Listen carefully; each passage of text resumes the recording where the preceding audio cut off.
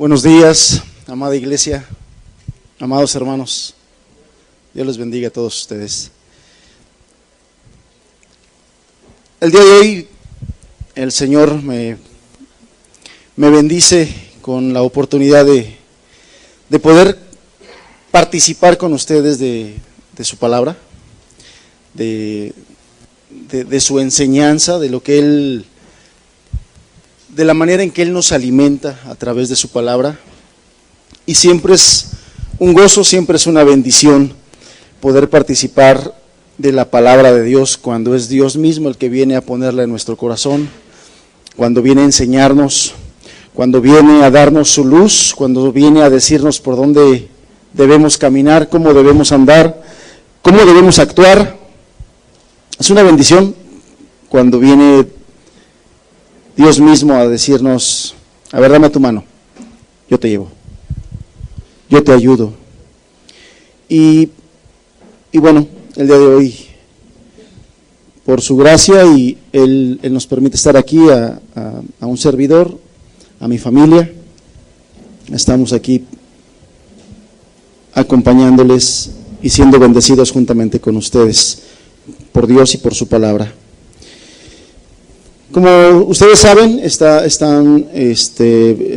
Señor ha puesto en el corazón de los hermanos estar compartiendo con ustedes una serie de enseñanzas respecto a los últimos acontecimientos en la vida del Señor Jesucristo, estando Él ya en la cruz. Y el día de hoy quiero compartir yo con ustedes en esta misma línea, compartiendo, dando un seguimiento. Hoy les voy a compartir lo que dijo Jesús desde la cruz. Según el temario que se les ha compartido a ustedes, vamos a estudiar hoy lo que dijo Jesús desde la cruz. Sin embargo, bueno, es un tema muy extenso, de hecho, pero sin problema podríamos nosotros dedicarle una enseñanza, un domingo completo a cada una de las frases que el Señor Jesús dijo estando en la cruz. A eso se le conoce tradicionalmente como las 7 palabras. Sin embargo, como vamos a ver, evidentemente no son palabras, son frases, son oraciones, son enunciados, pero sí se le conoce tradicionalmente las 7 palabras de la cruz. Y bueno, como yo le decía, es un tema extenso que el día de hoy no nos daría oportunidad de profundizar mucho en cada uno. Sin embargo, con la gracia de Dios, vamos a analizar, vamos a mencionar los propósitos que el Señor Jesús tenía, que Dios mismo tenía al permitir que Jesucristo, estando en la cruz, nos enseñara eso, porque eso es lo que debemos entender nosotros desde este momento. Esas palabras que Él mencionó, que Él dijo estando en la cruz, son enseñanza para nosotros. Nosotros debemos aprender, entender, discernir en el Espíritu, profundizar. Por eso es que yo le quiero invitar a que, independientemente de lo que comentemos aquí, usted haga el propósito de estudiar cada una de estas frases, de estas oraciones mencionadas por el Señor Jesús en este momento tan particular de su vida, porque tienen mucha enseñanza, porque tienen mucho alimento para cada uno de nosotros. Entonces yo le animo a que de manera particular usted busque a Dios en oración y en su palabra para profundizar en cada una de estas cosas, y seguramente el Señor le mostrará, le alimentará de una manera hermosa, como suele hacerlo Él cuando le buscamos a través de su palabra. Pero vamos a mencionar cada una de ellas y vamos a tocar de manera general qué es lo que nosotros podemos y debemos aprender de estas frases, de estas palabras del Señor Jesús. ¿Qué le parece si oramos? Porque si bien es cierto que el Señor Jesús siempre fue muy sencillo para enseñar, necesitamos de la ayuda de Dios para poder entender estas palabras y, una vez habiéndolas entendido, poder vivir en ellas, poder vivir practicando cada día de nuestra vida las enseñanzas de nuestro Señor. Necesitamos su ayuda. Padre, bendito seas, bendito seas. Tu nombre sea exaltado hoy y siempre, Señor.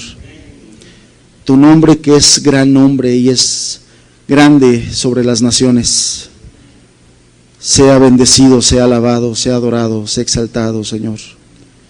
Tú eres digno de adoración, tú eres digno de alabanza, tú eres digno de nuestra entrega y consagración, Señor. La hora viene cuando los verdaderos adoradores adorarán en espíritu y en verdad. Y estos adoradores son los que tú buscas, Señor, los que se entregan, los que se consagran, los que tienen fe para salvación y son obedientes como evidencia de la fe que tú les has dado, Señor. Gracias, Padre bendito, por este día, por cada uno de los hermanos, por esta iglesia a la cual tú has amado, a la cual tú has comprado con tu sangre, Señor. Gracias por ellos, gracias por cada persona que tú has traído. Gracias por este momento en que podemos abrir tu palabra y aprender de ella. Señor, y de manera muy especial te pedimos que tú hoy ocupes este tiempo para bendecirnos con tu palabra, Señor. Necesitamos tu palabra. Necesitamos de esa antorcha que tu palabra nos dice que se levanta como una lumbrera en un lugar que el día de hoy está muy oscuro, Señor. La sociedad está viviendo tinieblas y la única que nos puede alumbrar de manera segura y efectiva es tu palabra. Enséñanos, Señor. Bendícenos a través de ella. Dale gracia al oyente, Señor, para que la palabra escuchada sea recibida, sea implantada en su corazón y tú pones el querer como el hacer por tu buena voluntad, Señor. Y a mí dame tu ayuda. Señor, yo puedo leer los versículos, puedo hacer comentarios, puedo tratar de explicarlos, pero un momento tan importante, tan sublime, Señor, solamente tu Espíritu lo revela al corazón. Dame tu ayuda, Señor, en el nombre de Jesús. Amén, Señor. Amén. Bien, entonces el título de la enseñanza de esta mañana es lo que dijo Jesús desde la cruz. Como introducción le puedo decir que las últimas palabras que dice una persona, las palabras que menciona en sus últimos momentos en esta tierra, suelen ser muy reveladoras, ¿no? Debemos nosotros aprender a escuchar las últimas palabras de una persona. Revelan muchas cosas de su corazón. Abren su corazón, es un momento muy importante, es el umbral a la eternidad. Abren su corazón y revelan muchas de las cosas que hay ahí, muchas de las cosas que hay en la mente de una persona. Como poner un ejemplo, ¿qué pensaría usted de un millonario, de un magnate que en su lecho de muerte va a decir? ¿Cuáles serían las últimas palabras de un hombre muy rico, de un hombre muy importante? Seguramente sus últimas palabras de este empresario rico, millonario, podrían ser: ¿cuánto fue la venta de hoy? ¿No? Si eso es lo que hay en su corazón de esa persona poderosa cuya confianza estuvo en las riquezas, bueno, probablemente él pregunte cuáles fueron los ingresos de ese día. Dice la historia y cuenta la historia que aquel gran guerrero de la historia llamado Napoleón, sus últimas palabras fueron: comandante del ejército, llamando a sus súbditos. Él era un hombre de guerra, siempre fue un hombre de guerra, su vida era la guerra, lo que había en su corazón de la guerra, y sus últimas palabras fueron sobre la guerra. Sin embargo, las últimas palabras de aquel hombre llamado por los hombres el príncipe de los predicadores, Charles Spurgeon, sus últimas palabras fueron: Jesús murió por mí. No había otra cosa en su corazón. Y si usted estudia las enseñanzas de Spurgeon, si usted lee sus libros, los libros de Spurgeon, su énfasis sobre muchas cosas, él enseña muchas cosas, recibió una gracia de Dios muy bonita, muy hermosa, enseñó muchas cosas, fue muy utilizado para entender la gracia de Dios. Y sus últimas palabras revelaban por qué. No había otra cosa en su corazón más que aquella verdad sublime: Jesús murió por mí. Otro gran hombre de Dios, llamado Juan Wesley, fundador del metodismo, dijo, sus últimas palabras después de expirar fueron estas: lo mejor de todo es que Dios está con nosotros. Acordándose de Jesús, de Emmanuel, Dios con nosotros. Lo mejor de todo. Lo mejor de todo es que Dios está con nosotros. No fue, lo mejor de todo es que fundó un gran movimiento. No, no fueron sus palabras. Lo mejor de todo es que escribí varios volúmenes de teología cristiana. No fue lo más importante. Lo mejor de todo es que enseñé eficazmente a muchas personas para que fueran predicadores. No fueron sus últimas palabras. Lo mejor de todo es que Dios está con nosotros. El tesoro del hombre de Dios, de la mujer de Dios, es que Dios está con él. Ese es su más grande tesoro, lo más valioso que posee en la vida. Entonces, qué importante es nosotros poner atención a las palabras últimas, las palabras finales que una persona puede decir. Y el día de hoy es algo que vamos a hacer. Vamos a poner atención a las últimas palabras que salieron de la boca de Jesús antes de expirar, antes de morir. Vamos a poner atención, vamos a analizar, porque evidentemente, todavía el Señor tenía mucho que enseñarnos, como lo vamos a comprobar, como vamos a ver hoy en esas 7 palabras, que hay mucha enseñanza y muchas cosas que Él todavía quería dejarnos a nosotros para aprender, para vivir. Que el Señor nos ayude con esto. ¿Cuáles son las 7 palabras que en realidad yo le decía son 7 oraciones o 7 enunciados que el Señor pronunció desde la cruz?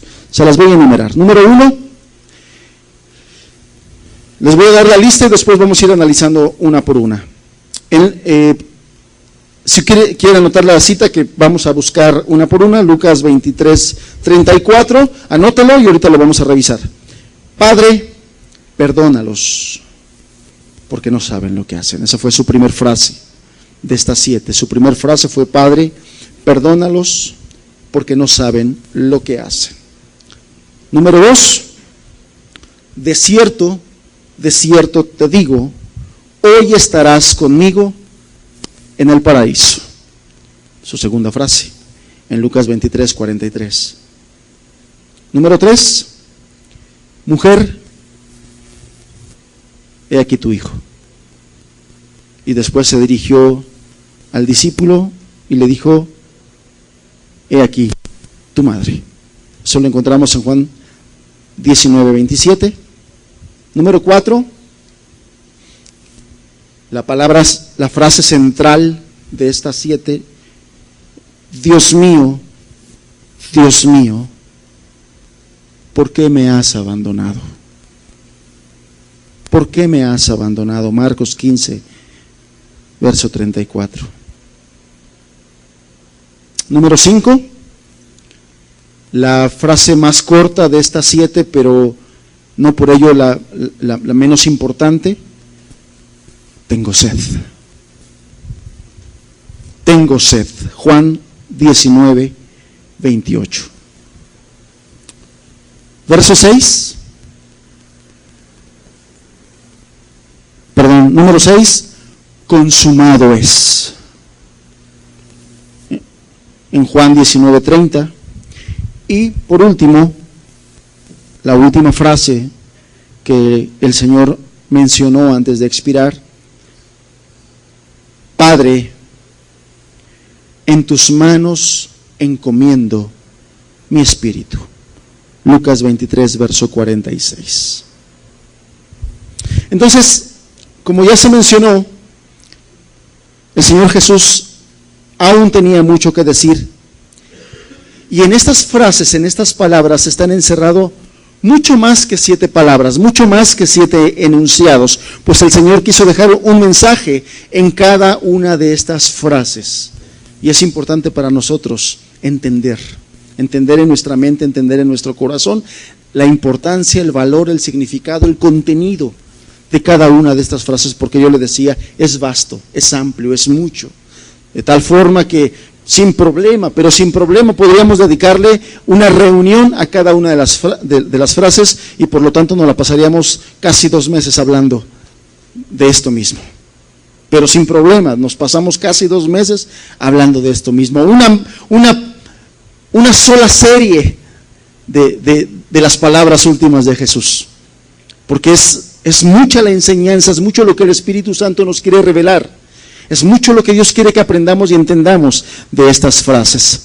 Entonces, hoy le vamos a dedicar un tiempo y ver qué es lo que Jesús dijo en la cruz en estas 7 palabras. Vamos a analizar una por una en el tiempo que tenemos para exponer. Yo espero que no me tarde más de 3 horas, yo creo que sí nos da tiempo. Entonces, vamos a iniciar. Lucas 23, verso 34.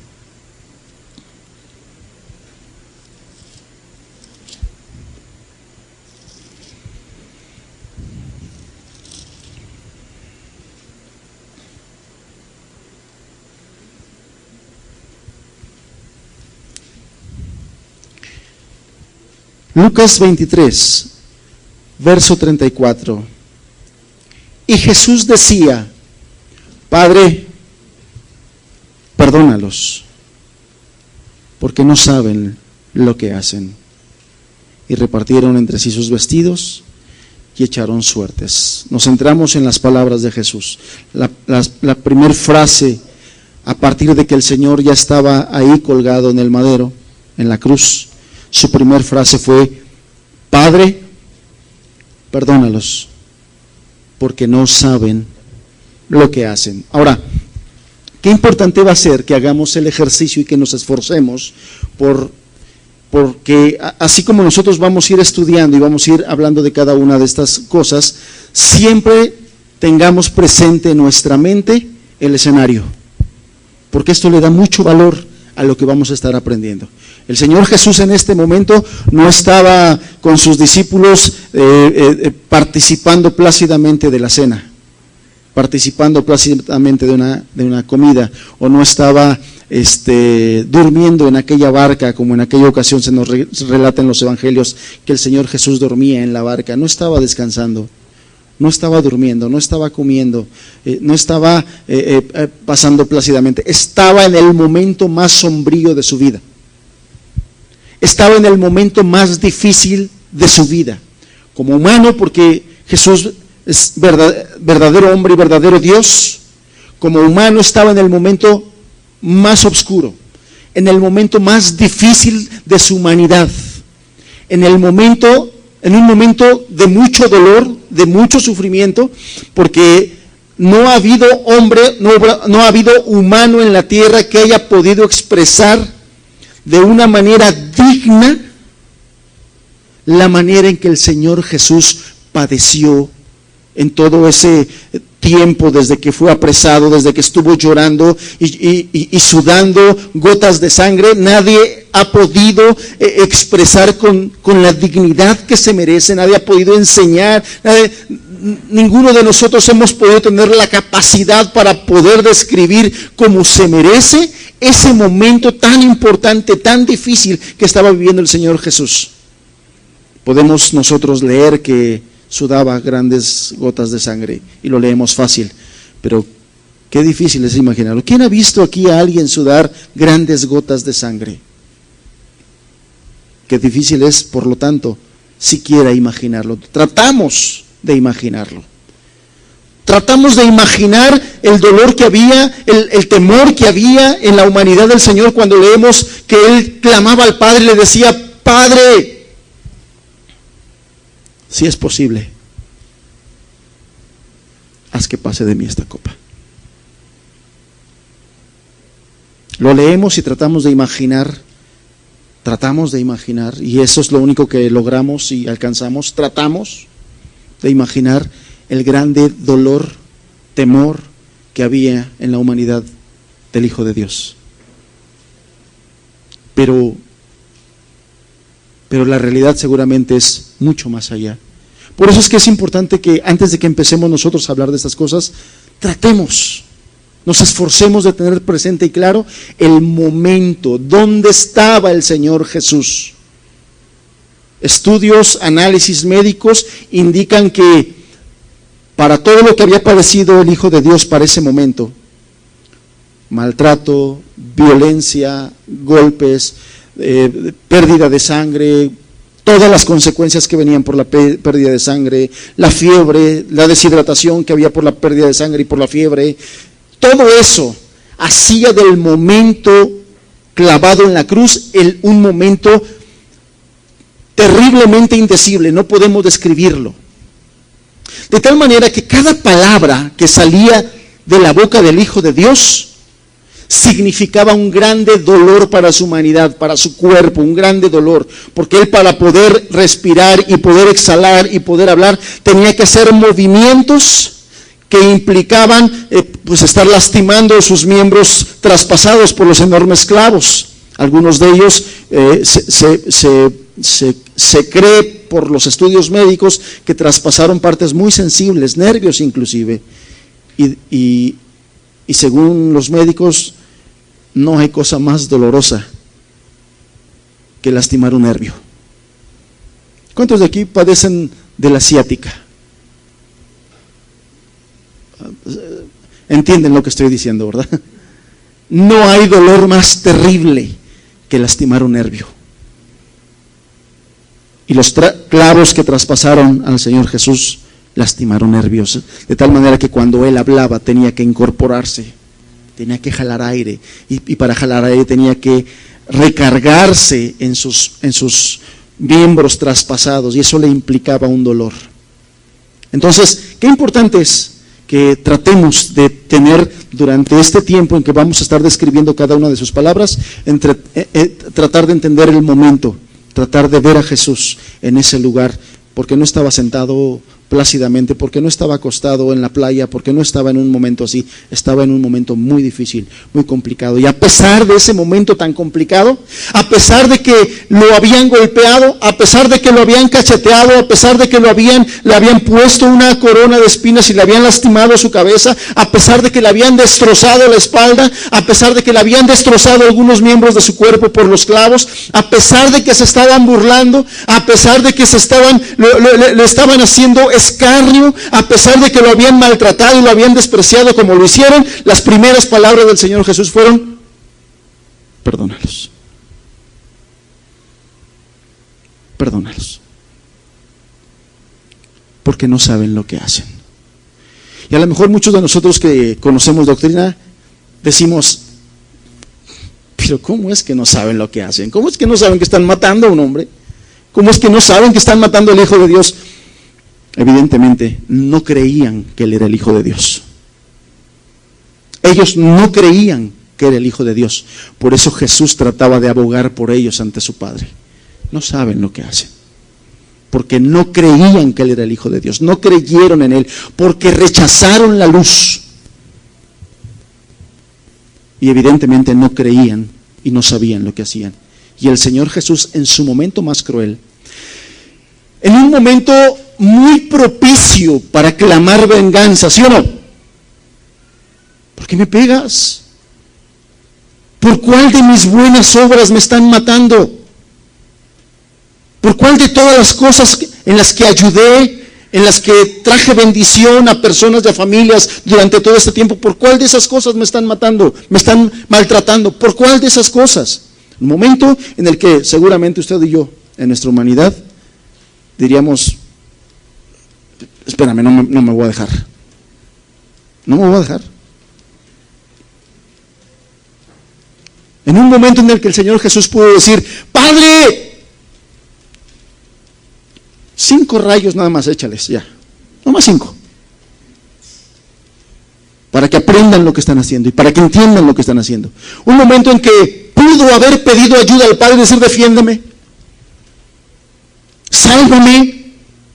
Él mismo lo dijo y dijo, ¿acaso crees que no puedo pedir a mi Padre una legión de ángeles? O legiones de ángeles que me defiendan. Y sin embargo, las primeras palabras fue, perdónalos.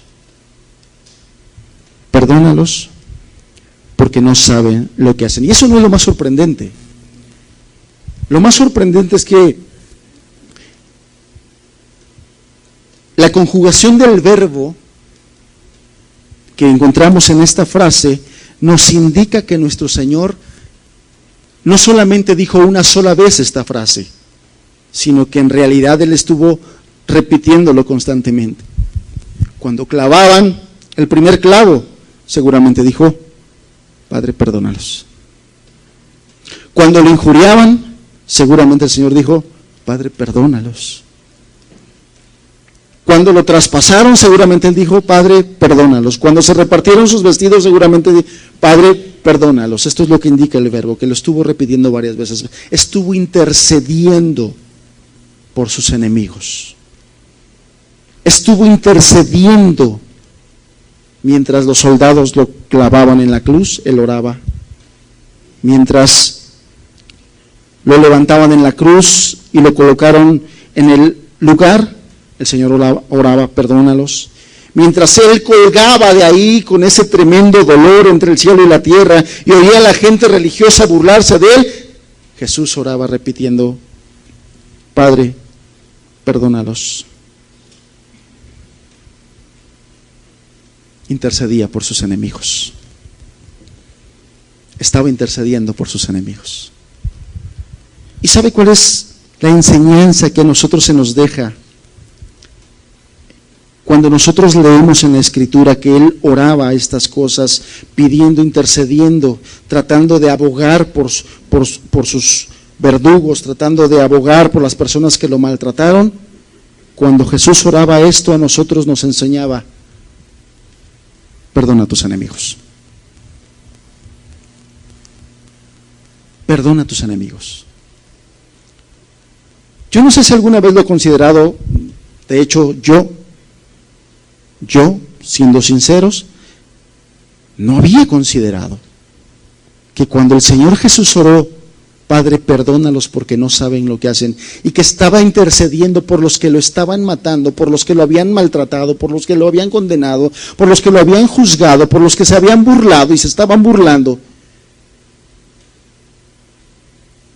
Yo no había considerado que el Señor Jesús me estaba dando a mí el ejemplo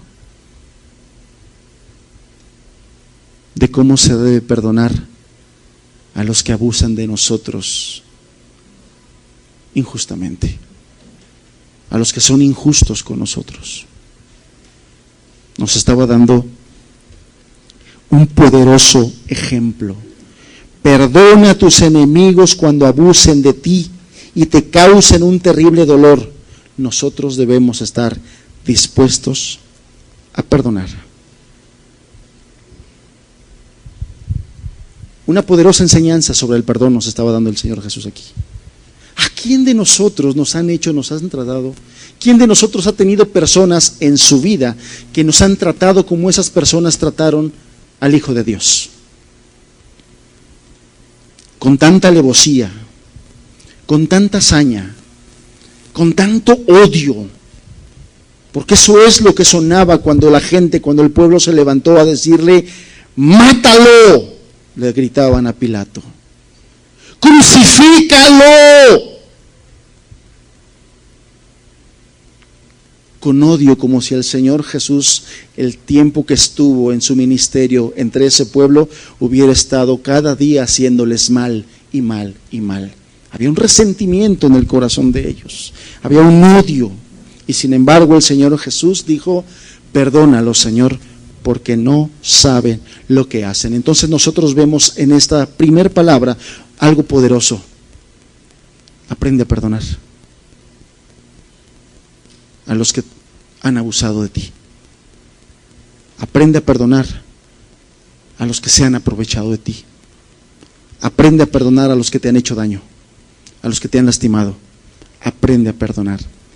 Pero no solamente eso aprendemos en esta primera frase. Lo otro que podemos aprender, y que no es lo único, pero que será lo único que mencionaré de esto, lo otro que podemos aprender aquí es cómo en el momento más difícil Jesús era un intercesor. ¿Cuántos de nosotros, amados, cuántos de nosotros en los momentos difíciles que pasamos, lo único que atinamos a decir es: Señor, ayúdame. Señor, auxíliame, socórreme, bendíceme porque estoy muy atribulado, porque estoy atribulada, porque estoy pasando un momento muy difícil, porque estoy pasando un gran problema. Y muchas veces nuestra mente se ofusca, nuestra mente se bloquea y no atinamos a decir otra cosa más que: ayúdame, ayúdame, ayúdame, ayúdame, ayúdame, ayúdame. Y sin embargo nosotros vemos en este momento que el Señor Jesús no se estaba acordando de él, se estaba acordando de otros. El Señor Jesús no estaba pidiendo por él, porque bien pudo haber dicho: Señor, está bien, pues ya estoy aquí, pero que no me duela. ¿Dios tiene el poder para hacer eso? Él mismo pudo haberlo hecho, quitarse el dolor, pasar por todo ese suplicio, ese viacrucis sin padecer. Pudo haberlo hecho, porque es Dios y para Dios todo es posible. Amén. Pudo haberlo hecho y sin embargo no lo hizo. Estaba padeciendo, estaba sufriendo, y en medio de su dolor y en medio de su sufrimiento no pensó en él, pensó en otros. Y no solamente pensó en otros, pensó en sus enemigos.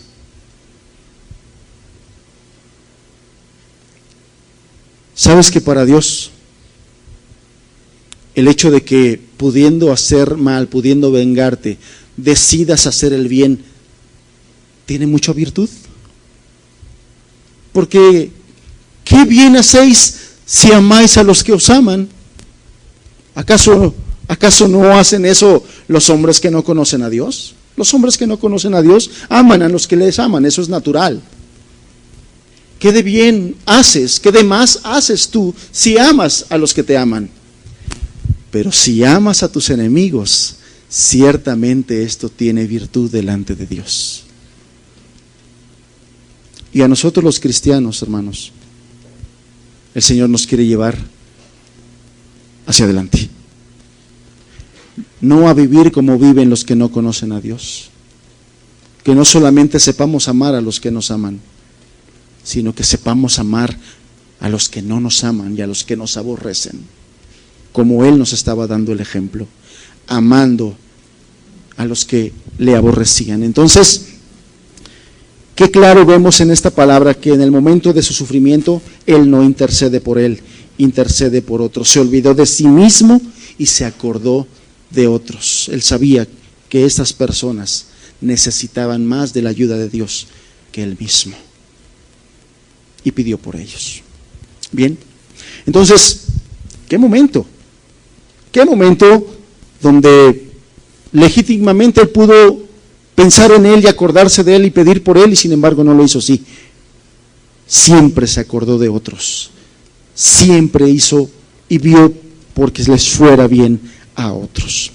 Segundo punto, vamos a avanzar para que nos dé tiempo. Segundo punto, y la segunda frase, la segunda palabra, la vemos en Lucas 23, verso número 43. Lucas 23, verso número 43.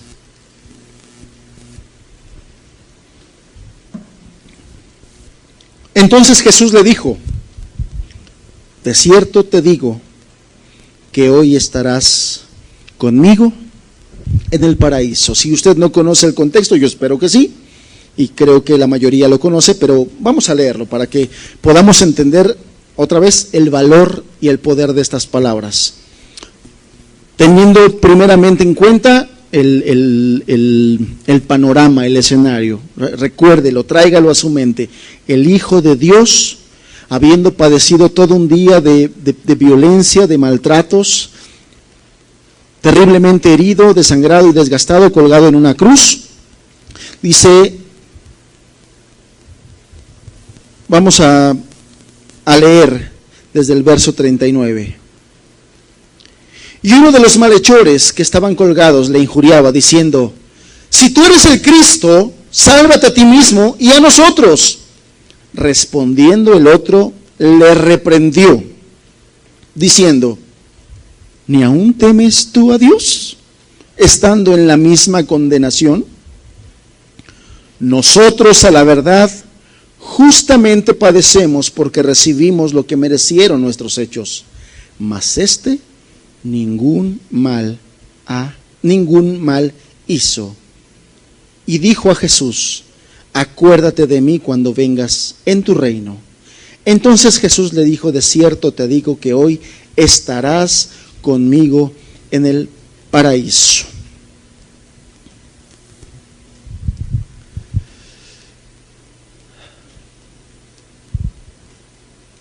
Qué sorprendente es el Hijo de Dios.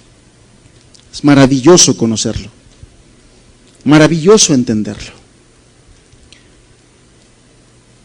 Llevando ya muchas horas desangrándose, sin comer, sin dormir, sin beber agua, con fiebre por las heridas, por el maltrato, con un dolor terrible cada que él hablaba, cada que él respiraba, con un dolor tremendo.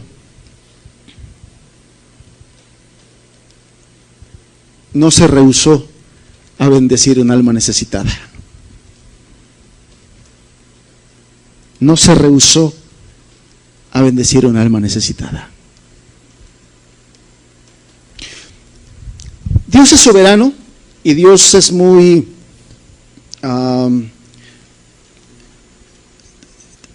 tiene mucha imaginación, pues es el creador de todas las cosas, ¿verdad? Las cosas más hermosas que nuestros ojos pueden ver y disfrutar, las hizo Dios en su creación, en su imaginación, las cosas que Él imagina y cómo las diseña. Él es precioso. Estamos viendo en este momento cómo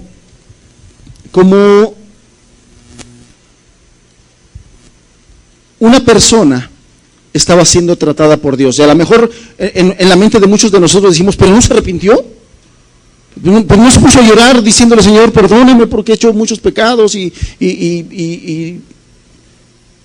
Dios tiene muchas formas de actuar y no tiene un molde, y la manera en que trata con las personas no necesariamente siempre es la misma forma, no siempre es de la misma manera. Dios trata de muchas maneras y hace su obra en las personas de muchas maneras, y con esta persona, con este delincuente, fue un momento muy especial y fue una manera muy especial. De tal manera que podemos nosotros pensar muchas cosas. ¿Cómo es que ese hombre, ese malhechor que estaba declarando al Hijo de Dios que se acordara de él cuando viniera en su reino, supo que era el Hijo de Dios? Bueno, yo creo una cosa. Siempre y en todo momento y en toda ocasión, en toda la historia que los hombres han llegado a los pies de Cristo, no es porque ellos han decidido ir a los pies de Cristo, sino porque Dios ha sido el que ha provisto de todas las cosas para que esa persona tema a Dios, crea y vaya a los pies de Jesucristo. Dios es el que inicia en la salvación. Dios es el principio y el final, como en todas las cosas. No hay hombre en la tierra que pueda decir yo, porque soy muy bueno y porque soy muy inteligente y entendí que lo mejor es estar con Dios, decidí entregarme a Dios. La Escritura dice que Dios ha enviado a su Espíritu Santo para que le convenza de pecado, de juicio y de justicia. Si el ser humano no es convencido de pecado, de juicio y de justicia, entonces ese hombre es de los hombres que entran en Romanos 3, donde el apóstol Pablo dice: no hay quien busque a Dios. No hay quien busque a Dios. De tal manera que en su misericordia y en su gracia Dios envía su Espíritu Santo para que el hombre reaccione, se convenza que está perdido y que necesita a Dios. Seguramente esto fue lo que hizo, le dio la oportunidad a estos dos hombres, y se les estaba dando la oportunidad a los dos porque los dos podían leer el letrero que estaba por encima de la cabeza de Jesús en esa cruz. ¿Y sabe usted lo que decía en ese letrero? El verso 38 dice: había también en él un título escrito en letras griegas, latinas y hebreas: este es el Rey de los judíos. La costumbre romana era pegar en un letrero por encima del delincuente el delito por el cual estaba siendo crucificado. Y para los romanos el delito era que este hombre quería usurpar el lugar del César. Y le pusieron: se dice el Rey de los judíos, es el Rey de los judíos. Pero este hombre en el Espíritu entendió, Dios le reveló que efectivamente era el Rey de los judíos. Por eso es que sus palabras fueron: acuérdate de mí cuando vengas en tu reino, tú que eres el Rey. Tú que eres el Rey, acuérdate de mí cuando vengas en tu reino. Acuérdate de mí. Y el Señor Jesús siempre puesto. En ningún momento para el Señor Jesús fue para él tan complicado, tan difícil, tan doloroso como para no responder a un pecador arrepentido. Dios no está tan ocupado como muchas personas ponen por pretexto, porque es un pretexto. ¿Con cuántas personas he hablado y de cuántas he escuchado? Es que yo no creo que Dios se acuerde de mí. Hay tanta gente en este mundo. Es tan grande el universo, que ¿cómo se va a acordar de mí? Pretextos. Porque estamos hablando de Dios. Si estuviéramos hablando de César López, le creo, se le olvidan las cosas. Pero no estamos hablando de mí, no estamos hablando de un humano, no estamos hablando de una persona. Estamos hablando del Hijo de Dios, estamos hablando del Dios de toda la creación, del Dios del universo. Por lo tanto, el Dios del universo se acuerda perfectamente de todas las cosas, y no solamente se acuerda, Él vive el futuro. Él sabe todas las cosas. Él tiene un conocimiento anticipado de todos los sucesos, de todas las cosas. Él sabe si usted va a creer o si no va a creer. Él sabe si usted en fe se va a entregar o no se va a entregar. Él lo sabe, porque Él es Dios. Y Él sabía que ese hombre respondería al llamado. Él sabía que ese hombre respondería al llamado. Fíjense cómo es tan precioso nuestro Señor, que lo vimos una vez haciendo la voluntad del Padre con la samaritana, a pesar de su cansancio. Llevaba muchas horas caminando, llevaba hambre y llevaba sed, porque eso fue el propósito de la charla con la samaritana, ¿no? Mujer, dame de beber.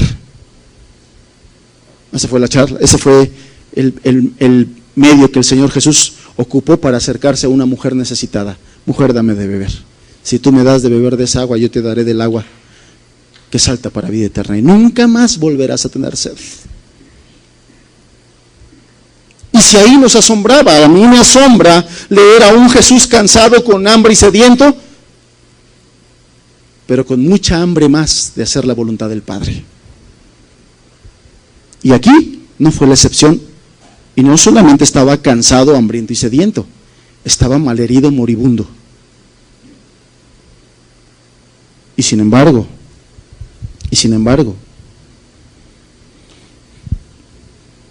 no ignoró la necesidad de este hombre. Lo vemos ahí clavado, torturado, lastimado, herido de muerte.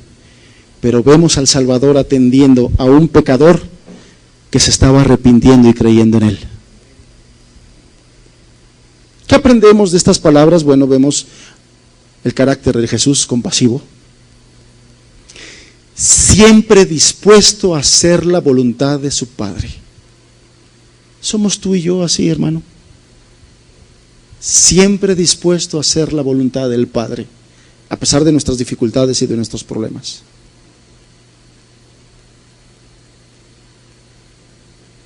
Fíjese que, ¿cuánto necesitamos de Dios, amados? ¿Cuánto necesitamos de su Espíritu y cuánto necesitamos ser enseñados por Él y cuánto necesitamos aprender de Él y de su carácter? Hace poco, una situación difícil, complicada en mi vida que me vino a atribular, y yo en mi corazón decía, no tengo ganas. No tengo ganas de hacerlo. No quiero, no me siento con ánimos. Pero el Señor Jesús, al punto de la muerte, haciendo la voluntad del Padre. Haciendo la voluntad del Padre. Entonces nosotros debemos aprender del Hijo de Dios. Hacer la voluntad del Padre. Tratar de agradar al Padre siempre en todo. Porque para eso estaba muriendo. Para salvar al pecador. Ni modo que en ese momento que estaba cumpliendo y estaba en el clímax de la obra a la que había venido a la tierra, rechazar hacer a lo que vino, salvar al pecador. Evidentemente no lo iba a hacer y no lo podía hacer. Por lo tanto, estaba atendiendo a un pecador. Pero otra cosa que podemos aprender de aquí y que es necesario que reflexionemos. La pregunta es,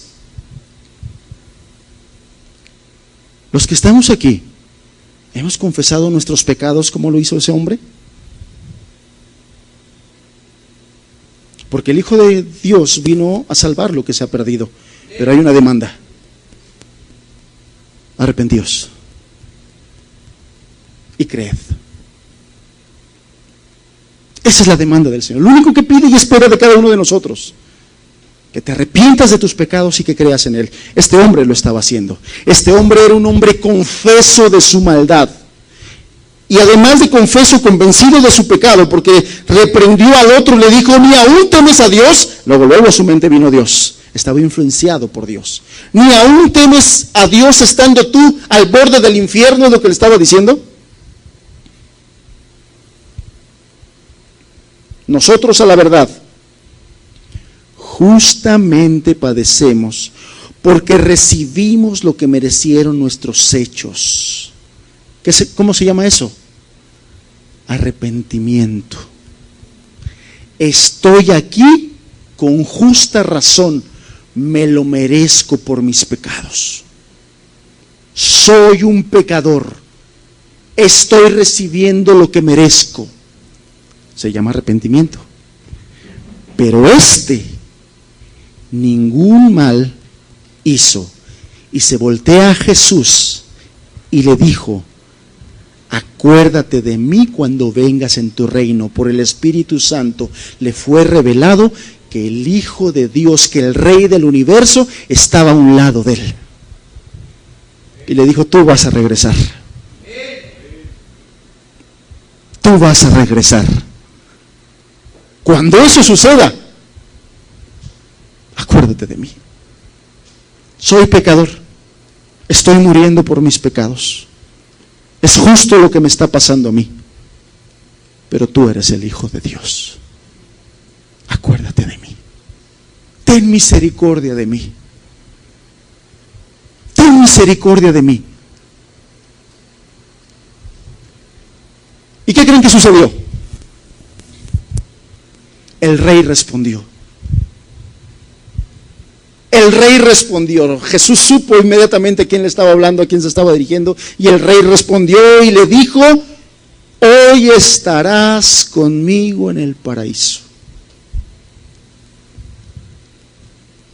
Hoy estarás conmigo en el paraíso. Si el Señor Jesús no hubiese tenido la autoridad de decir esas palabras, no las hubiera dicho. Pero porque tiene la autoridad, lo dijo. Porque tiene la autoridad, lo dijo. Nada te va a separar de mí. Hoy estarás conmigo en el paraíso. ¡Aleluya! Y esas mismas palabras nos las ha dicho a muchos de nosotros. Ha enviado su Espíritu a decirnos, yo te redimí. Tú eres mi Hijo amado. Te puse mi nombre. Mi Hijo eres tú. Hermanos, ¿cuánto debemos aprender a confiar en nuestro Dios? Pero, como le decía hace un rato, necesitamos aprender también de ese hombre. ¿Ya nos arrepentimos de nuestros pecados? ¿Ya confesamos nuestros pecados como lo hizo este hombre? ¿Hemos buscado de Dios la fe que le fue dada a este hombre? Necesitamos la fe que le fue dada a este hombre para decir: acuérdate de mí, Señor. Acuérdate de mí. ¿Qué debes aprender de esta segunda palabra? ¿Qué debemos aprender de esta segunda palabra? Que Dios espera de cada uno de nosotros arrepentimiento y fe. Eso es lo que espera el Señor de cada uno de nosotros: arrepentimiento y fe. Para que usted pueda escuchar en su espíritu que el Espíritu de Dios le dice: estarás conmigo en el paraíso. Estarás conmigo en el paraíso. Amén. Vamos adelante, vamos a ver la tercera frase del Señor Jesús.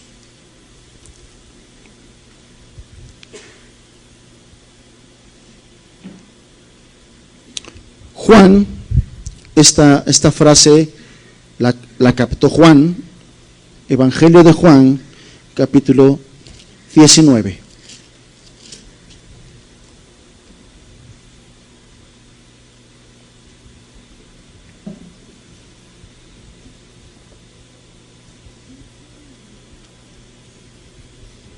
Evangelio de Juan, capítulo número 19, verso número 27.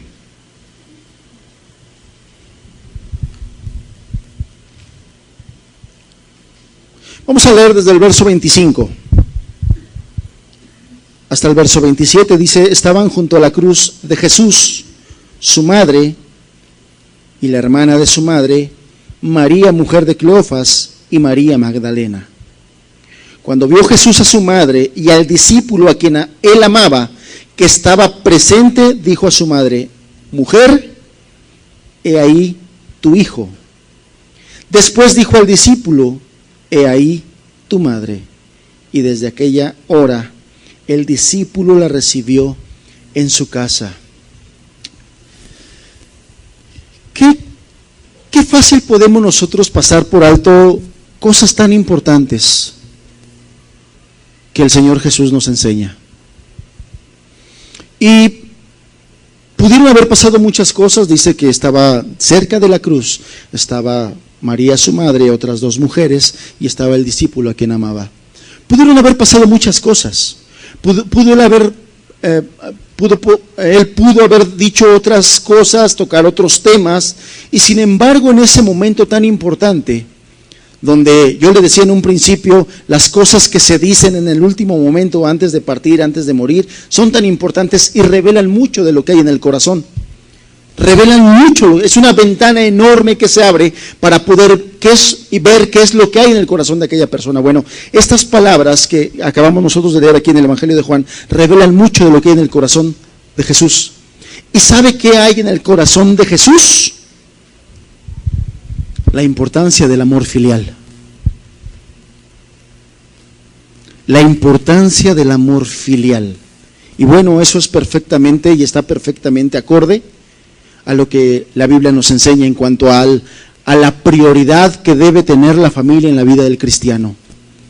La prioridad que debe tener la vida familiar, el orden familiar en la vida del creyente. Eso había en el corazón de Jesús, eso expresó de tal manera que a su madre le dijo: ahí está tu hijo. Se preocupó por encargar a su mamá. Aún en ese momento tan difícil, Jesús nos enseña la importancia de ese tema. Jesús encargó a su madre. Jesús se preocupó por ella.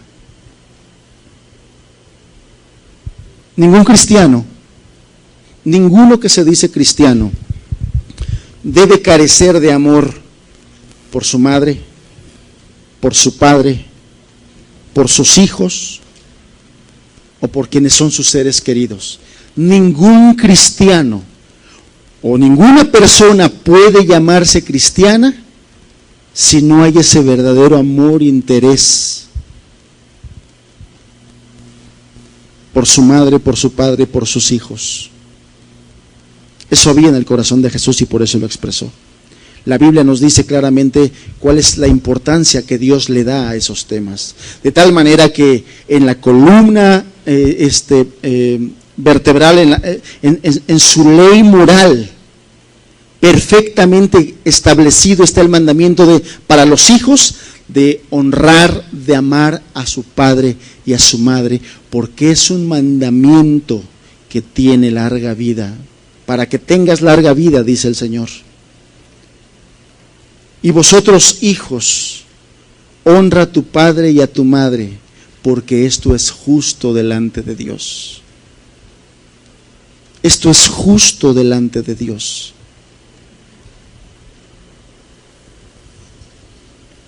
¿Cuántos hoy, al llegar sus padres a cierta edad, se olvidan de ellos o los menosprecian? ¿Cuántos hoy, cuando ellos ya tienen su vida hecha, ya tienen su familia, ya tienen su esposa, su esposo, sus hijos, y sus padres ya están grandes de tal manera que ya no les sirven? Después de que los padres les dieron todo, porque esa es la verdad.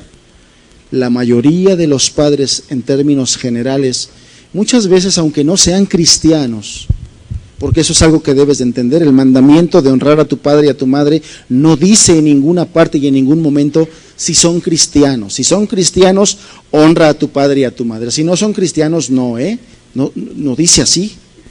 El mandamiento de Dios es, por el simple hecho de que es tu padre y de que es tu madre, tienes que honrarlos. Por el simple hecho de que Dios te los puso como padres, tienes que honrarlos. Pero hoy, muchas personas al llegar a cierta edad, cuando sus padres ya no les sirven como antes les sirvieron, se olvidan de ellos, los menosprecian, ya se sienten muy grandes, ya no los respetan, ya no los toman en cuenta, ya no los cuidan, ya no se interesan por ellos, ya no los obedecen, porque ya se sienten grandes. Y se olvidan, cuán frecuente olvidamos nosotros que nuestros padres se desvivieron por nosotros. Se desvivieron. Y esto es un hecho real en muchísimos casos. También sé que hay casos que no es así. Sé que hay gente que no son capaces de tener ni los sentimientos más básicos del ser humano, como afecto natural, que es lo que deberían de tener, por lo menos afecto natural, y muchos padres ni eso tienen. Sí sé que hay esos, pero en general muchos padres, aún en su ignorancia de la palabra de Dios, en su ceguera y en sus pecados, se desvivieron por sus hijos. Se entregaron por sus hijos. Y por el mero hecho de ser tus padres, Dios te manda a honrarlos y nunca olvidarte de ellos. Es injusto que a muchos padres los vayan a encerrar en un asilo y te olvides de ellos, porque te son una carga, porque te son un estorbo, porque no tienes tiempo para ellos, porque no tienes ni puedes cuidarlos, porque tienes muchas quehaceres, muchos deberes, muchas responsabilidades y no te puedes hacer cargo de tu padre ya anciano, enfermo, o de tu madre ya anciana y enferma. Eso es injusto, eso no agrada a Dios, eso no lo hace un cristiano que tiene el amor de Dios en su corazón y que tiene en alta estima sus mandamientos. Entonces, ¿qué tenemos que aprender de estas palabras? Que a Dios le interesa que ames a tu padre, a tu madre, que a Dios le interesa que los padres amemos a nuestros hijos, porque también está hablando de eso. También le dijo: mujer, he ahí tu hijo. Y si nosotros recordamos qué es lo que enseña la Escritura al respecto de esto, la carta a los Efesios claramente el apóstol Pablo dice: y vosotros padres no provoquéis a ira a vuestros hijos, sino criadlos, llevarlos a madurez, enseñarlos, educarlos, preocuparte por ellos. Y sobre todas las cosas, trabajar para enseñarles la palabra de Dios, porque es la herramienta que Dios utilizará para ganar sus almas para Cristo. La palabra de Dios implantada en el corazón. La palabra de Dios implantada en el corazón de los niños. Y por eso el mandamiento es: no los provoques a ira. No los pongas en circunstancias donde ellos pequen contra Dios. No seas tú el provocador de que ellos pequen contra Dios, sino todo lo contrario. Enséñalos, edúcalos en disciplina y amonestación del Señor. No es una tarea fácil. De verdad que no.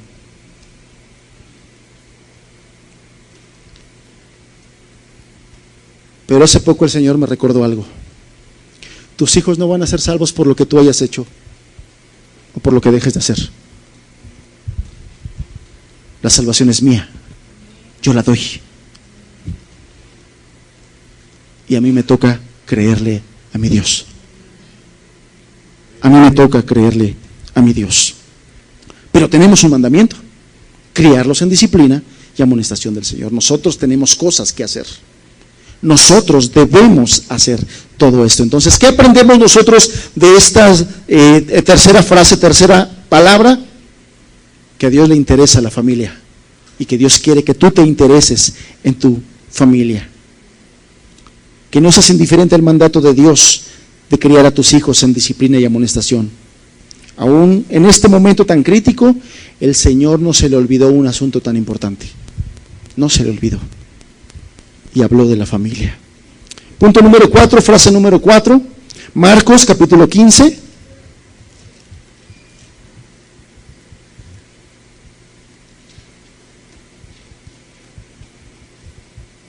Marcos capítulo 15.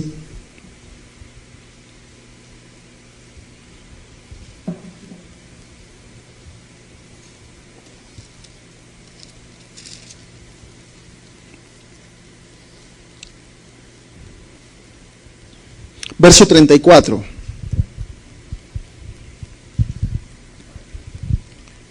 Y a la hora novena, Jesús clamó a gran voz diciendo: Eloí, Eloí, lama sabactani, que traducido es: Dios mío, ¿por qué me has desamparado? ¿Por qué me has desamparado? Como he dicho, hay muchas cosas que podemos aprender y resaltar de estas palabras. Sin embargo, el día de hoy mencionaré solamente dos cosas de esta cuarta palabra de Jesús. Dos cosas mencionaré de esta oración que me parecen importantes resaltar. Número 1, qué momento. He estado resaltándolo y lo quiero volver a hacer. Muchas horas de sufrimiento, un estrés tremendo, porque esas gotas, esos sudor de gotas de sangre denotan un tremendo estrés que estaba haciendo que las glándulas del sudor tuvieran hemorragias por la tremenda presión que él estaba sintiendo. Estaba en un momento muy estresante.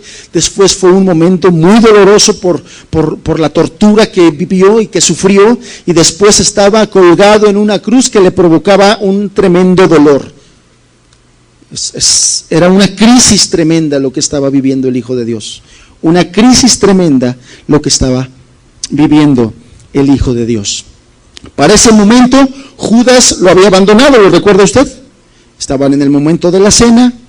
El Señor Jesús declaró que alguien lo iba a traicionar.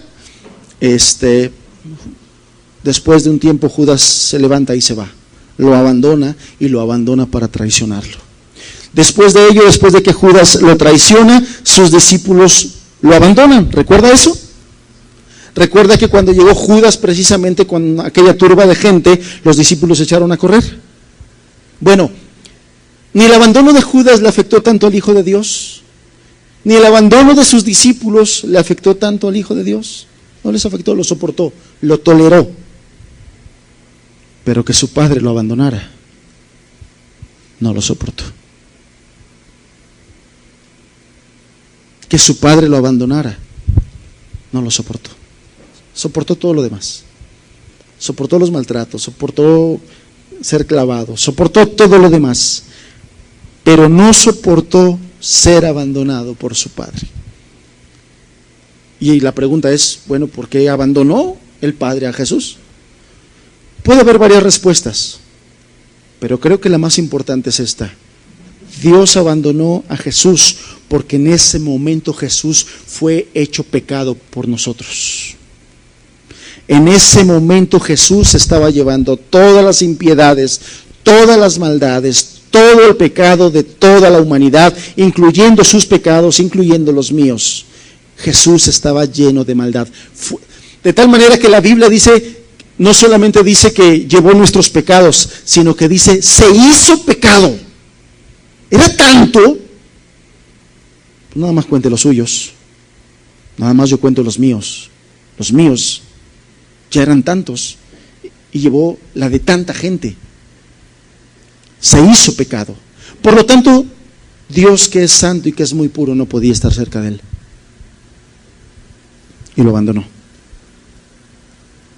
Por eso lo abandonó. Fue hecho pecado por nosotros. Y Dios es demasiado santo para estar cerca del pecado. ¿Qué debemos aprender de esto?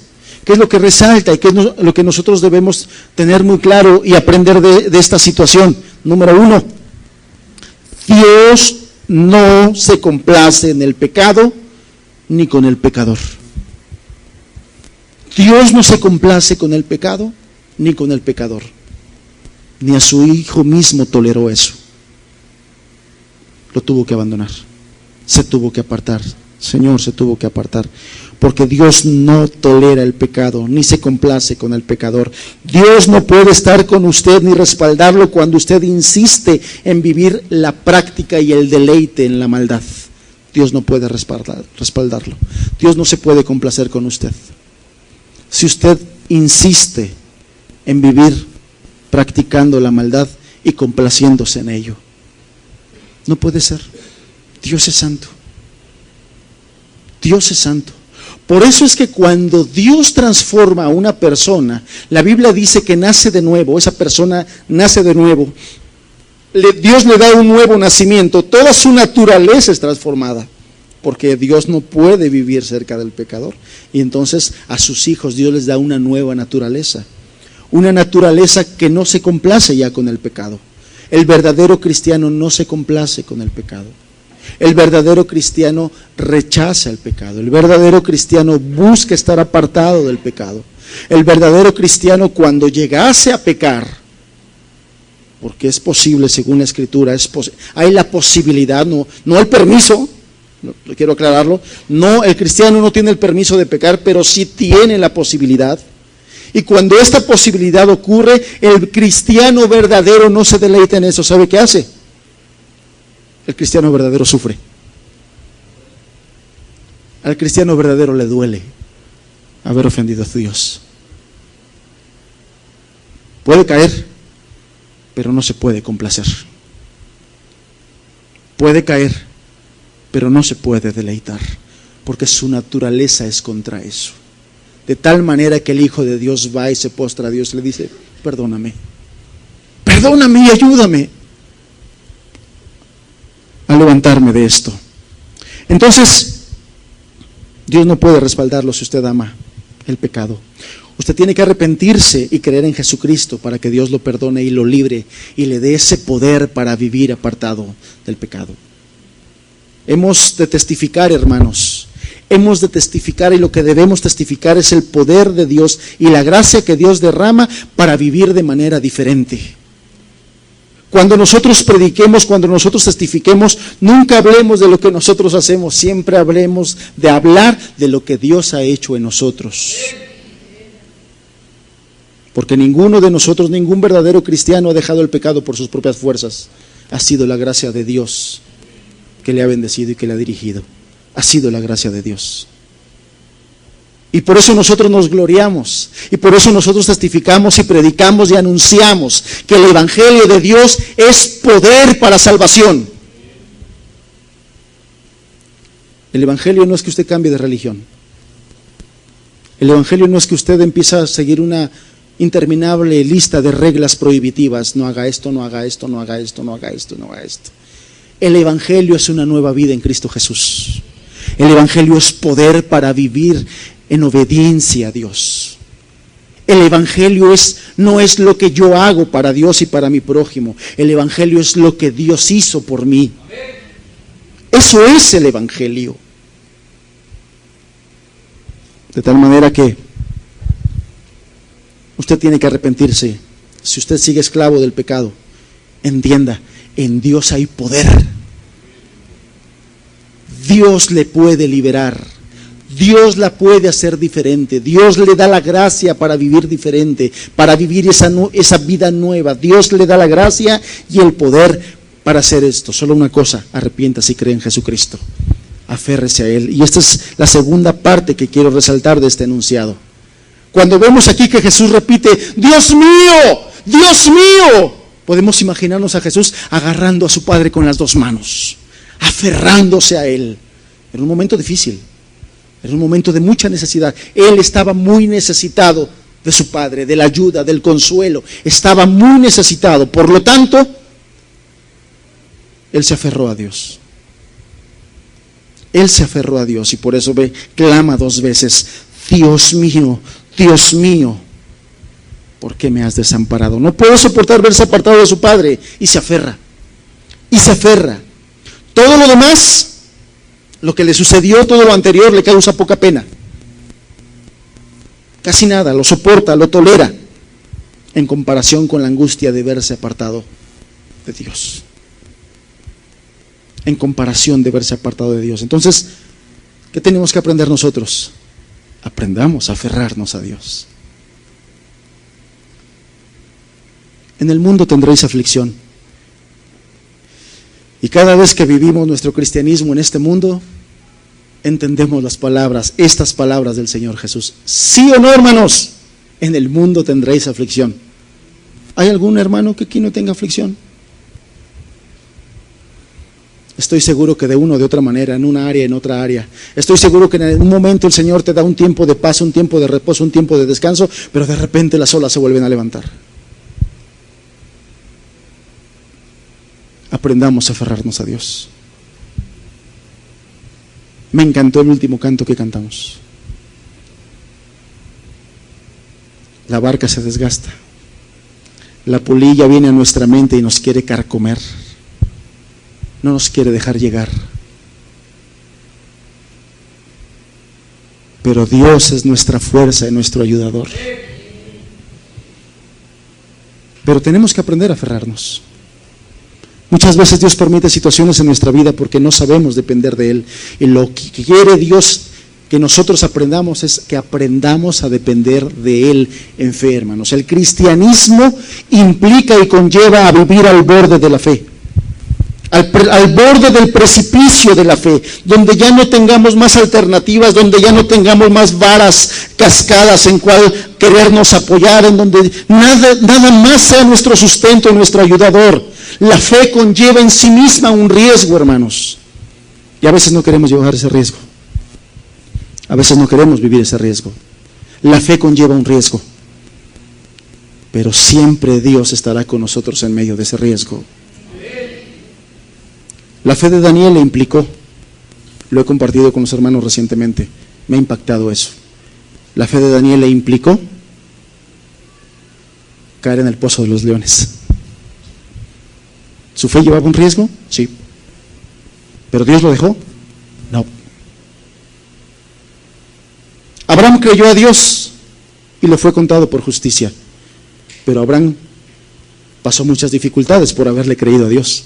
Dios le dijo, salte de tu tierra y de tu parentela y vete a la tierra que yo te mostraré. Abraham le cree, Abraham obedece, pero Abraham se encuentra con muchos problemas. Su fe tuvo riesgos, pero Dios lo dejó. Dios se glorificó en la vida de Abraham.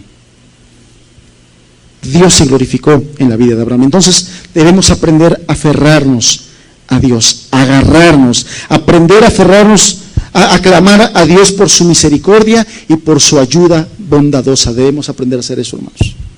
Debemos aprender a clamar a Dios. Si alguno de aquí hoy piensa que el Señor le ha abandonado, clama a Él. Pregúntale, ¿qué ves en mí? ¿Qué quieres que yo quite? ¿Por qué contiendes conmigo?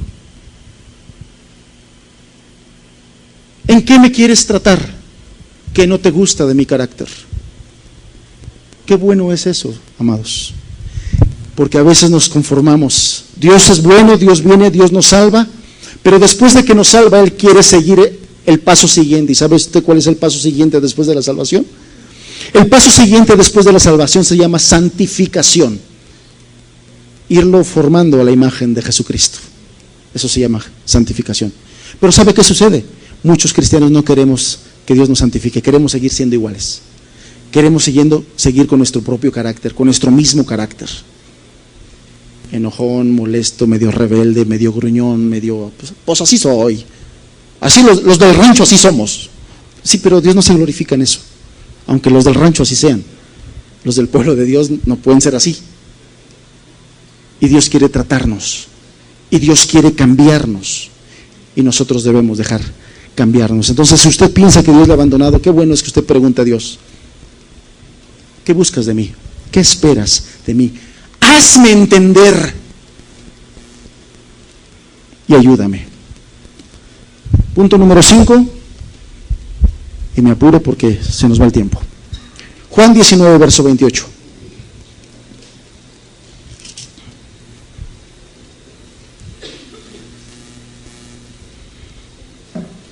Juan 19, verso 28.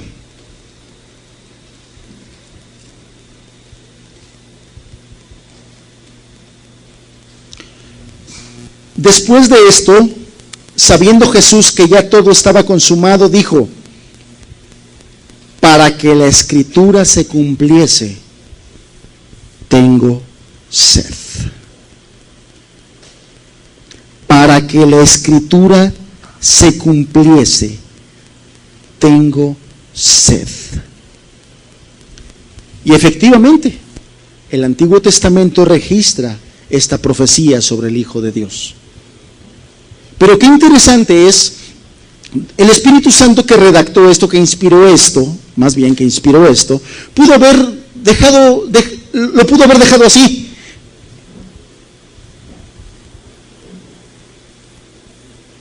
Después de esto, sabiendo Jesús que todo estaba consumado, dijo: tengo sed. Pudo haberlo dejado así, ¿sí o no? Sin embargo, Él le plació dejar: para que la escritura se cumpliese. Y entonces, ¿cuál es una de las cosas que quiero resaltar de lo que podemos aprender de esas palabras? Esta frase nos enseña que Jesús tenía un conocimiento muy alto de la palabra de Dios. Él sabía lo que decía la Escritura respecto del Mesías. Él sabía que Él era el Mesías. Por lo tanto, a Él le interesaba que la palabra de Dios se cumpliera. Y entonces vemos aquí dos cosas. A Jesús le interesaba conocer la Escritura, conocía la Escritura, y le interesaba que se cumpliera la Escritura. Y esto es algo que nosotros debemos aprender de Jesús, que Jesús amaba la palabra de Dios. ¿Qué tenemos que aprender? Amar la palabra de Dios. Él es nuestro ejemplo, acuérdese. Cristo es nuestra meta, nuestro objetivo, nuestro estándar. Cristo es nuestro estándar. A Cristo debemos buscar parecernos, solamente a Él. Y Cristo amaba la palabra. ¿Qué tenemos que aprender? Amar la palabra, hermanos. Amemos la palabra de Dios. Y bueno, amar la palabra de Dios implica muchas cosas, pero dentro de las cosas que quiero resaltar de amar la palabra de Dios, cuando una persona ama la palabra de Dios, profundiza la palabra de Dios y busca entender y aprender la palabra de Dios. Eso es amar la palabra de Dios. Jesús amaba la palabra de Dios, debemos amar la palabra de Dios. Jesús conocía la palabra de Dios, debemos conocer la palabra de Dios. Todavía por ahí escucho a algunos hermanos, después de 10 años de convertidos, que dicen: hermano, me acuerdo que en algún lugar de la Biblia dice así, o dice más o menos así. Yo entiendo, hermanos, que la Biblia es tan vasta, tan profunda, tan amplia, que difícilmente nos la vamos a aprender toda de memoria. Pero los versículos que bendicen nuestra alma, debemos hacer el esfuerzo de tenerlos claros.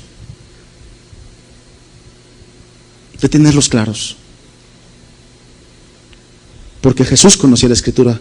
¿Recuerda cómo fue que se defendió de las tentaciones del diablo Jesús? Con la palabra de Dios. y citaba la palabra de Dios. De tal manera que nosotros debemos aprender a citar la palabra de Dios, conocer la palabra de Dios.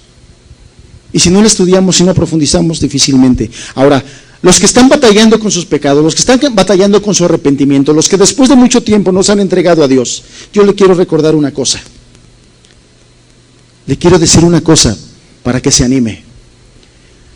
La fe viene por el oír la palabra de Dios.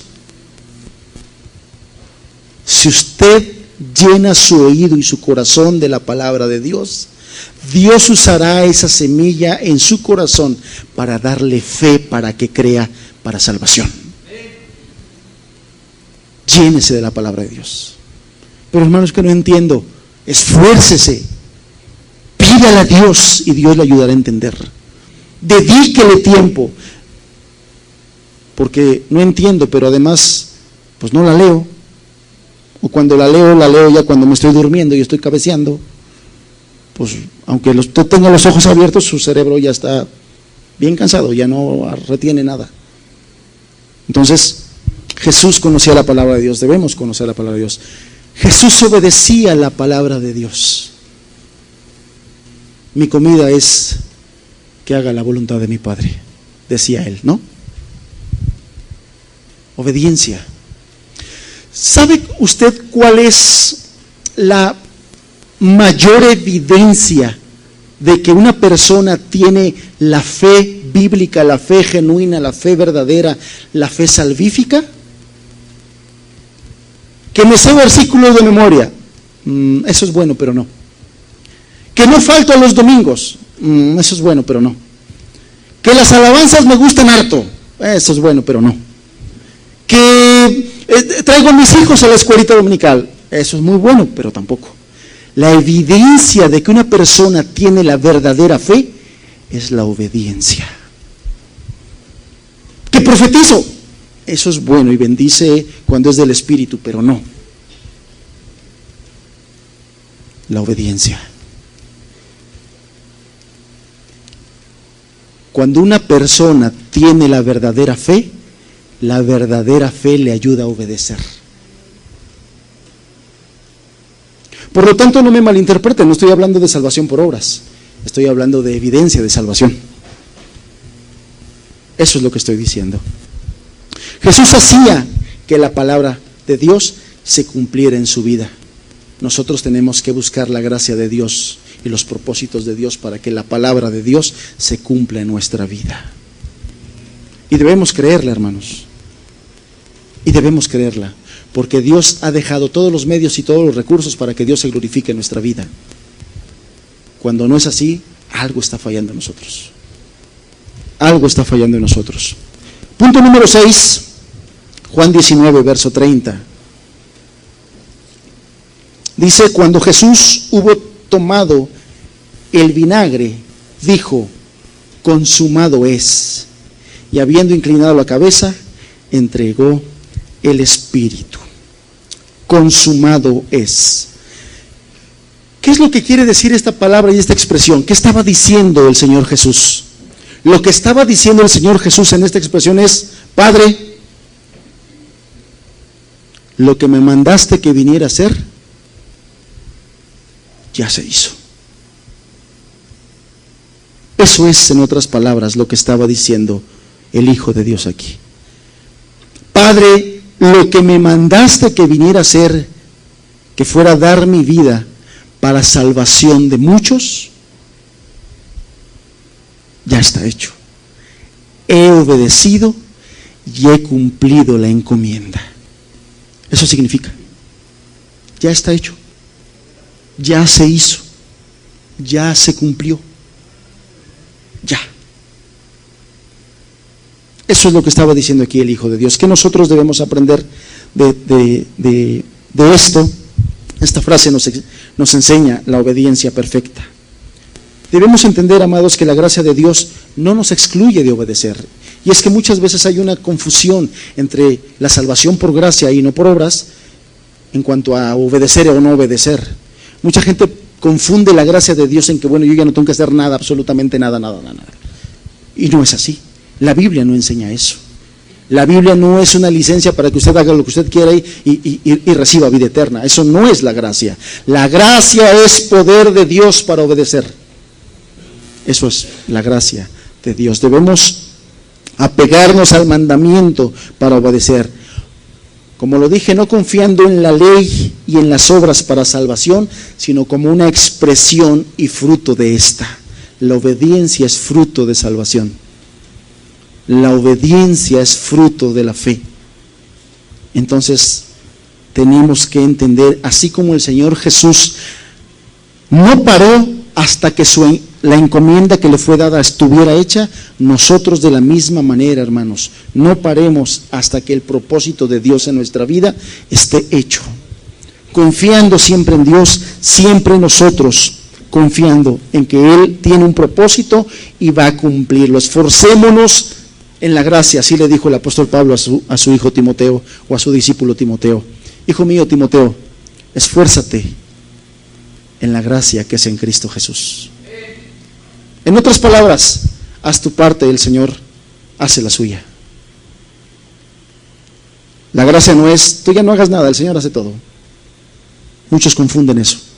Pero cuando al apóstol Pablo le decía a Timoteo, esfuérzate en la gracia, le estaba diciendo, esto es una fuerza doble, lo que Dios hace, pero tú tienes, cada uno de nosotros tenemos que hacer nuestra parte. Que se cumpla el propósito de tu llamado, ese es el objetivo, por la gracia, la fe y la obediencia. Cada uno de nosotros, o para cada uno de nosotros, Dios tiene un propósito, Dios tiene un objetivo. Dios no nos trajo a este lugar, pues para ver qué aprende usted, a ver qué se le pega. No, Dios nos trajo a este lugar con propósitos. El propósito más alto, que todos estemos en la vida eterna. El propósito terrenal, que todos los que estamos aquí glorifiquemos el nombre de Dios. Ese es el propósito para todos los que estamos aquí en esta vida, mientras estemos en esta tierra, que glorifiquemos el nombre de Dios. Entonces, que se cumpla ese propósito de tu llamado por la gracia, la fe y la obediencia. Obedece a tu maestro, que es Jesús. Sufre y sirve de acuerdo a su voluntad, pero no descansemos hasta decir, consumado es.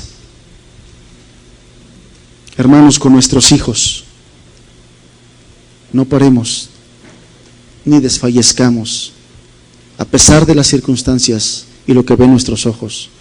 No paremos hasta que podamos ver a nuestros hijos rendidos a los pies de Cristo y podamos decir, consumado es. En la encomienda que Dios nos ha dado, en el trabajo que estamos haciendo en esta iglesia, hermanos, en el trabajo que están haciendo en esta iglesia, no paren hasta decir, consumado es. Señor, lo que me encargaste, ya está. He acabado la obra que me diste que hiciese. No paremos hasta que podamos decir eso. He acabado la obra que me diste que hiciese. La última frase.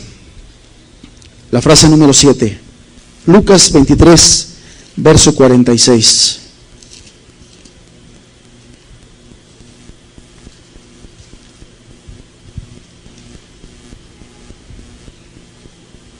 Entonces Jesús, clamando a gran voz, dijo, Padre, en tus manos encomiendo mi espíritu. Y habiendo dicho esto, expiró. Qué importante es. Si usted nota, la primera frase lleva esta expresión, Padre.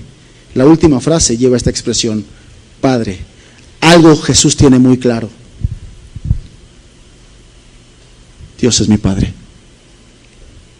Dios es mi Padre. Y una vez que nosotros nos consagramos en obediencia, a la par que nos consagramos en fe, debemos abandonarnos en sus amorosos brazos, porque Él es nuestro Padre. Debemos abandonarnos en sus amorosos brazos. Debemos tener claro. El apóstol Pablo en la carta a los Efesios, en el capítulo número 1, él dice que Él nos escogió para adoptarnos como hijos suyos. Eso es glorioso, hermano. Versículos anteriores, el apóstol Pablo dice, bendigo al Dios y Padre de nuestro Señor Jesucristo. Esa carta empieza con una bendición a Dios.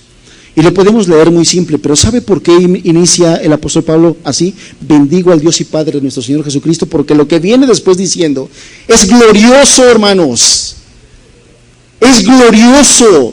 Dios nos escoge, Dios nos adopta como hijos suyos, habiendo nosotros sido perdidos, habiendo sido nosotros enemigos, habiendo sido nosotros pecadores, habiendo sido nosotros malvados, habiendo sido perversos, habiendo sido indiferentes a Él, habiendo sido todo lo que nosotros fuimos.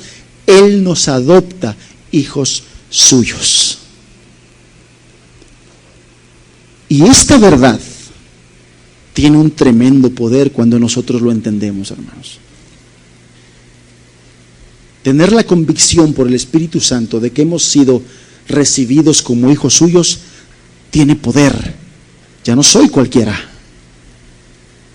Ya no soy cualquiera. Ahora sí, me disculparán ustedes, pero tomaré la frase que dicen los jóvenes el día de hoy. Hay niveles.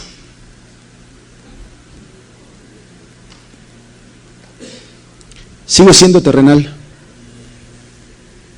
Sigo siendo muy débil. Sigo siendo con muchos defectos. Pero hay algo que dice la Escritura y no lo digo yo. Y no lo digo por jactancia. La Escritura dice que si en algo me debo de gloriar en conocerle y en entenderle. Y yo me glorío de esto, de que habiendo sido yo perdido y pecador, el Señor por su gracia me adoptó como su hijo. Y esto es poderoso. El saber que somos hijos de Dios tiene poder. Porque no estamos solos en nuestras circunstancias, porque no estamos solos en nuestros problemas, porque no estamos solos en nuestras situaciones, porque no estamos solos en nuestras luchas, porque nuestro Padre va con nosotros de la mano. Aunque seamos nosotros infieles, Él permanece fiel. Y esto tiene mucho poder. Cuando nosotros lo creemos y lo ponemos en práctica y vivimos creyendo eso, vivimos nosotros teniendo eso en nuestra mente, entonces nosotros debemos soltarnos, abandonarnos en los amorosos brazos de nuestro Padre. Jesús oró a su Padre y decía, ¿quién más podría yo ir? En la hora más oscura, esta era la hora, el momento más oscuro, las tinieblas cubrieron la tierra, los demonios estaban ahí rondando, y lo que hizo fue abandonarse a los tiernos brazos de su Padre.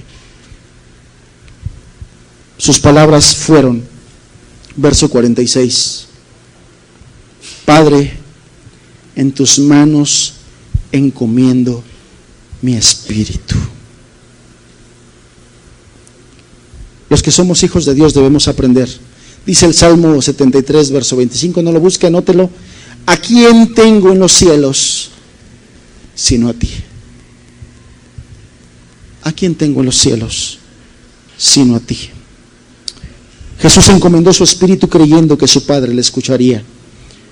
De tal manera que los cristianos no debemos temer, ni aun en la hora más oscura.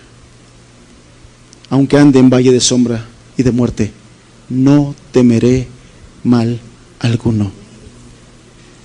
No temeré mal alguno. El cristiano no debe tener miedo a la muerte.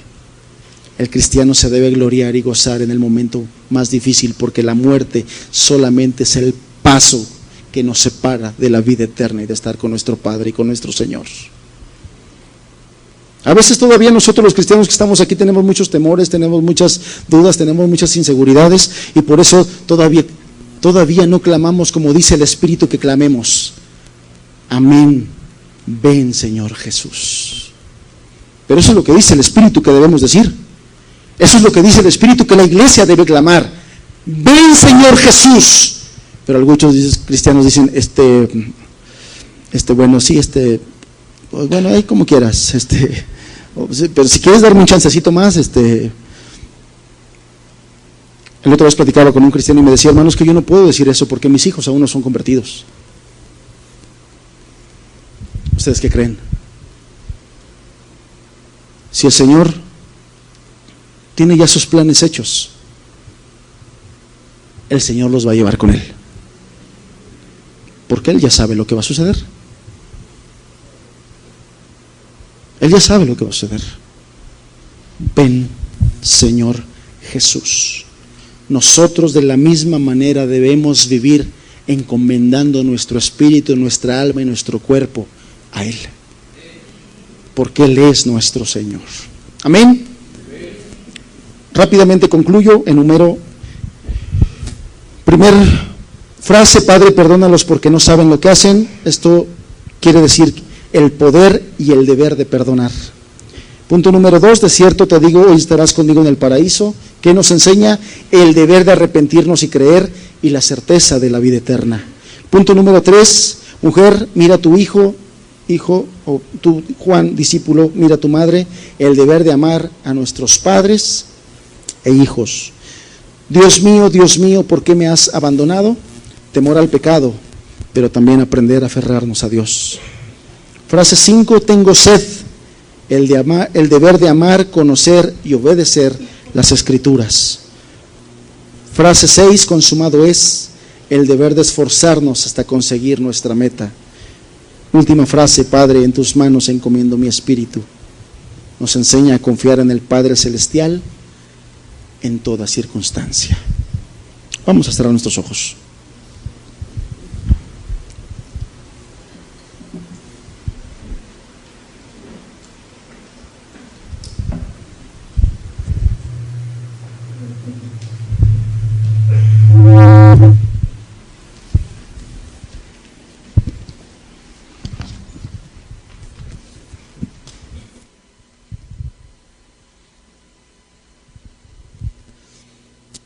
Y yo quisiera pedirle que hoy termináramos esta reunión, esta enseñanza, que termináramos esta enseñanza, esta reunión que Dios nos ha permitido, con una reflexión.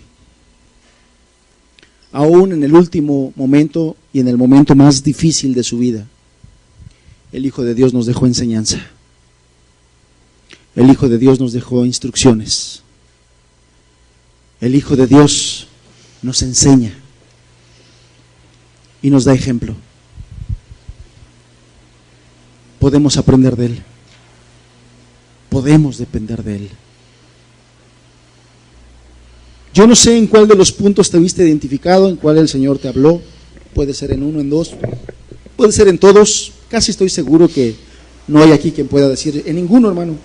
Yo creo que si vienes con un corazón dispuesto, por lo menos en uno el Señor te habló. Por lo menos en uno. Que hoy podamos descansar en que Dios tiene alimento para nosotros, enseñanza, dirección, y sobre todo ha dispuesto todos los medios para ayudarnos. Ya sea perdonar, Él nos va a ayudar. Ya sea obedecer, Él nos va a ayudar. Ya sea seguir trabajando y esforzándonos en su obra, Él nos va a ayudar. Pero que la circunstancia difícil que estamos pasando, que estás pasando, no te impida buscar agradar a tu Padre y obedecerlo. El Hijo de Dios, a pesar del momento difícil que estaba viviendo, quiso agradar a su Padre y hacer su voluntad. Vamos a ponernos de pie, por favor.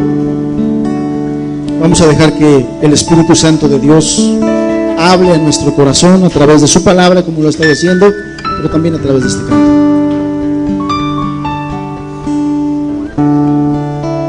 Que Dios nos hable, que Dios nos enseñe.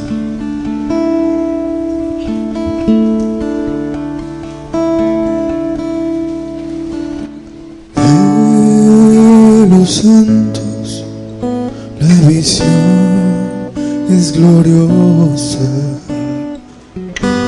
Queda el varón de dolores hoy. De la batalla regresado victorioso. Toda rodilla a Él se doblará. Coronadle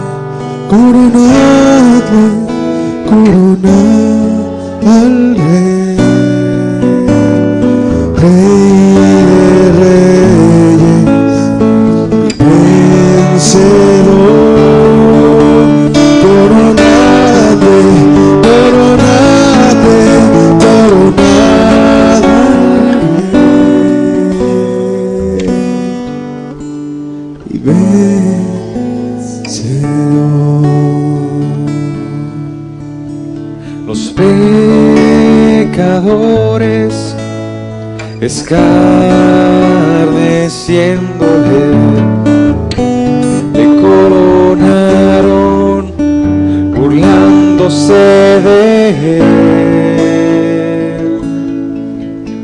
Pero hoy los ángeles en gloria y sus santos proclaman su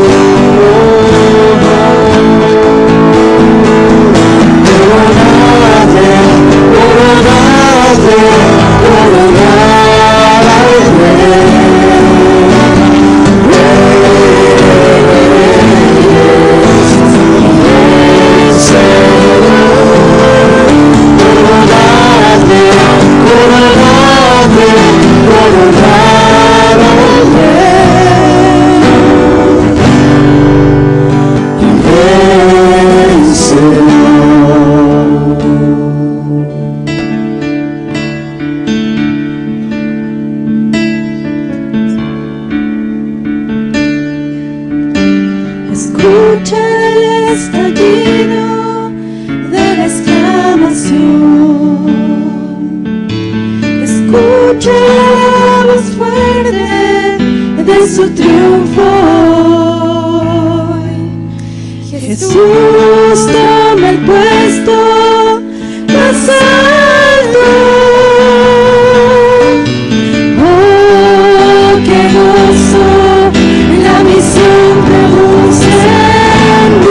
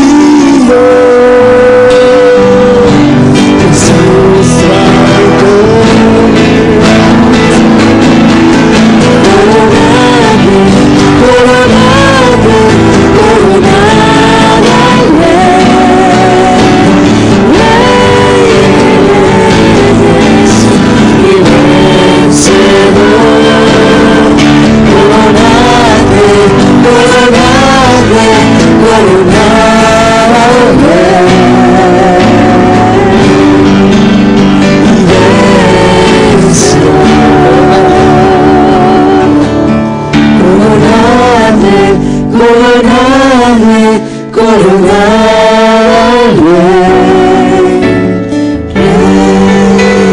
Reyes, vencedor. Coronadme, coronadme, coronadme.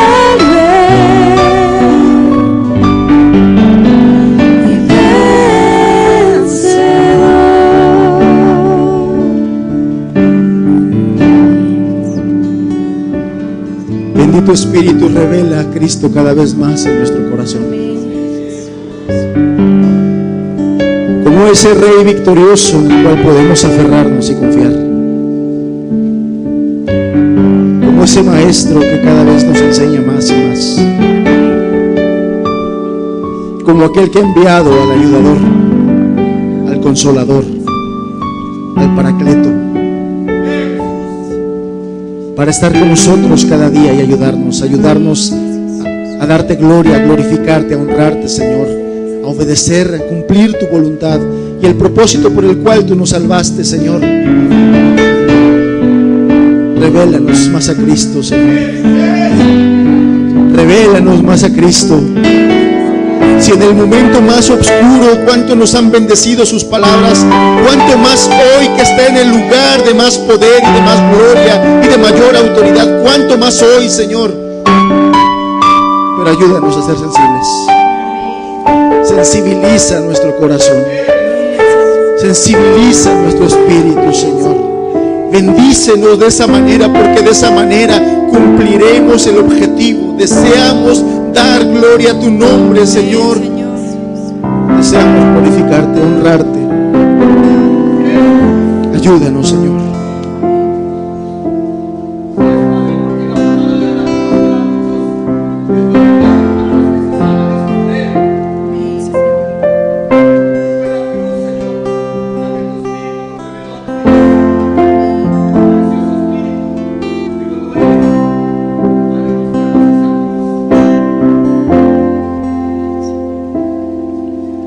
La tarde declina, cae pesada sobre mis hombros ya cansados por el sol, desiertos sonrojados por la sombra de las nubes negadas. Como barca que posee una isla lejana, astillados, tu presencia tan cercana, tu consuelo que levanta a los cansados. Cuando estoy casi llegando a la orilla para anclar sobre ti mis ansiedades, pensamientos me caen como polilla que corroe mi mente con pesares. Quieren comer toda mi alma e impedirme llegar a tu presencia.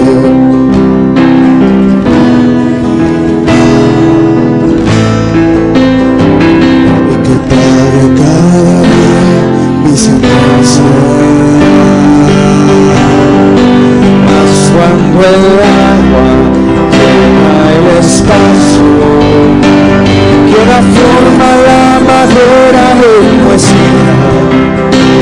Cuando mi alma se declara ya vencida, tu calor que revive el descanso. Toma mi barca, veremos las aguas. Toma mi vida, Dios de mis manos, ven a la orilla, pisa la arena, déjame tu mirada serena. Si tu gloria se refleja en estos mares, en tus sueños pintan los paisajes, cantaré que por siempre es tu victoria y tu Dios una roca inmutable.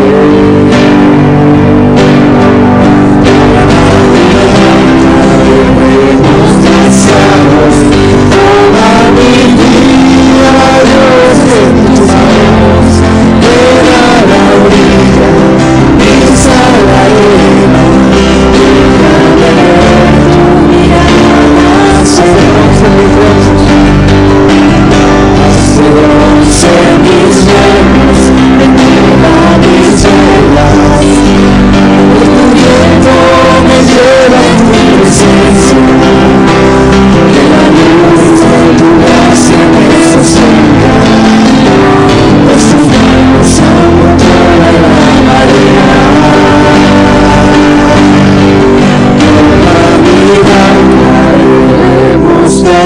gastados.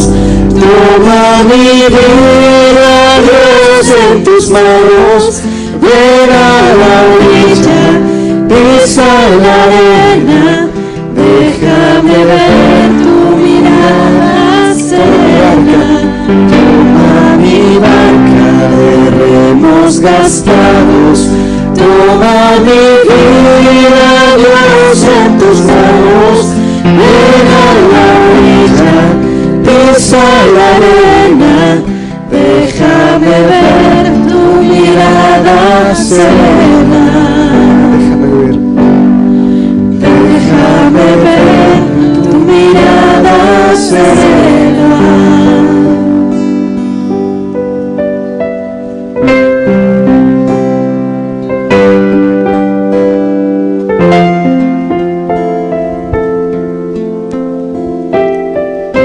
¿A quién tenemos en los cielos sino a ti? ¿A quién correremos, Señor? ¿A quién iremos? Roca fuerte, fortaleza mía.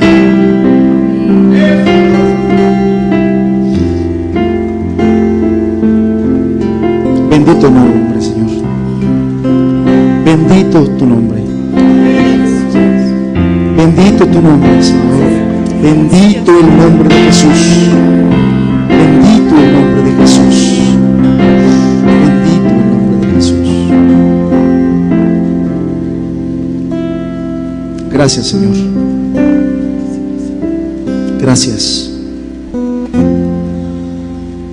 Nos soltamos en tus brazos amorosos. Bendito seas.